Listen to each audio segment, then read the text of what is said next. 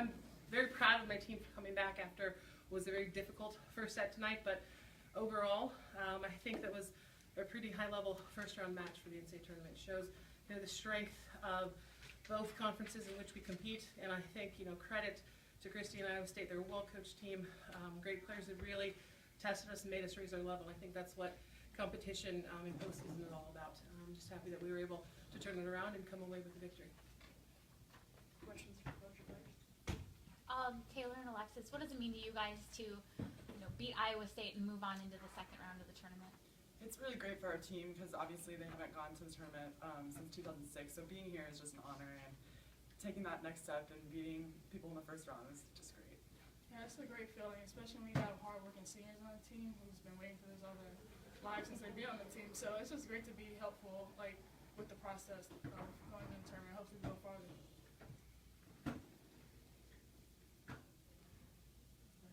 Alexis, just in terms of how the match went, I mean, even though you won it in 4 sets, but it still was never easy. It was never a closeout, easy time, even in the final set. So just talk about just how you and the players handled just the ebb and flow of the match. Well, over the season, we've been in that position quite a few times, and for us, I compliment my team because we've been down in those positions where we have to stay balanced and stay calm throughout those difficult situations, and we come out with the win. Every time we just stay focused and go for the win. So for us, I give us kudos just for staying still, because it easily could have went the opposite direction. So I'm glad for that. Coach, what was the difference between the first set and the next 3? There was the mismatch that was going on as far as the rotations, but if you look at the box score, you can see that both teams were serving very aggressively, and we had to. We were both trying to dunk each other out from sighting out a high percentage, and the team that was able to was the team that was coming away in the first set. I mean, they were sighting out a higher clip than we were, and they were really pressing our serve receive. So to keep pace with scoring, we had to make a few adjustments. We changed our lineup around a little bit and had a different matchup, and for us, staying in that matchup really helped us. If you talk about successful points and successful strategies tonight, Kelsey English going on serving runs multiple times and serving 11 real points, that's a difference maker. It changed the whole climate of the match for us, and it changed the entire momentum. And I think what it did was help us recover very quickly from a pretty tough loss in that first set. The score doesn't really show it, but there were times where Iowa State had control. They had complete control, and we were not able to get out of rotations. And then to flip it around and be able to take control of the momentum, especially in the sport, is something that can last. And we were fortunate enough to have the same matchup. So credit to our players. They listened. They listened when we made adjustments. They listened when we said, these are the defensive strategies we have to implement. And then they went out there and they did it. And I think that a lot of the experience that these two mentioned tonight about playing in the league we play in and making sure that we're able to come back against top teams that can score at a high clip. I think that they were comfortable. They were able to make the adjustments, execute the game plan, and then we were able to actually help them a little bit more by keeping them in that same matchup. Taylor, you had 2 kills in the first set and then ended up with a 16. What was the difference for you over the last 3 sets? I think me and our setter, Nicole, we were connecting a lot better. In the first set, it was a little shaky, and just after that set, we kind of talked about what we needed to fix and correct, and we started connecting really well. Coach, we don't get to see your team very often, so if you just briefly describe these 2 players and how they contribute to your team. Sure.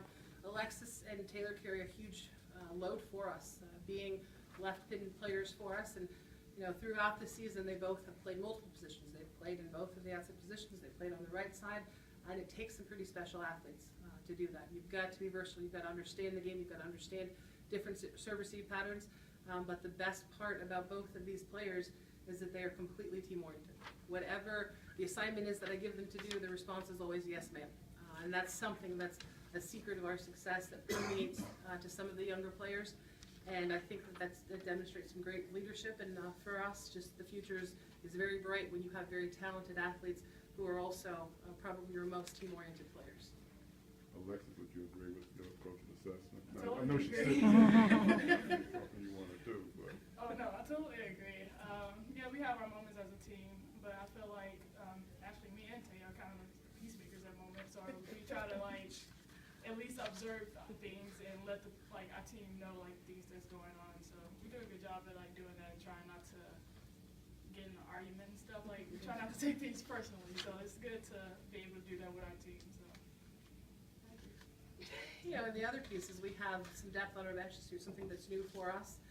We've got multiple pin hitters, so I have, you know, Kara Schrader, who's a fifth-year senior, and Neighbor Ortiz, who you saw out there in spells, and then Emily Alexis. So we have all of these players that are comfortable with and well-versed at going in any position. So sometimes that affords me as the coach the opportunity to set a matchup. You know, a lot of times people don't understand why, you know, I will start one player over the other and maybe wait to see the matchup and then make a change. Because oftentimes you can't get that advantage if you start your lineup a certain way. You've got to play that set all the way out in those matchups. So I have the luxury to have those subs. And you can't have those types of subs if you don't have these types of players. And I think that makes the difference for us.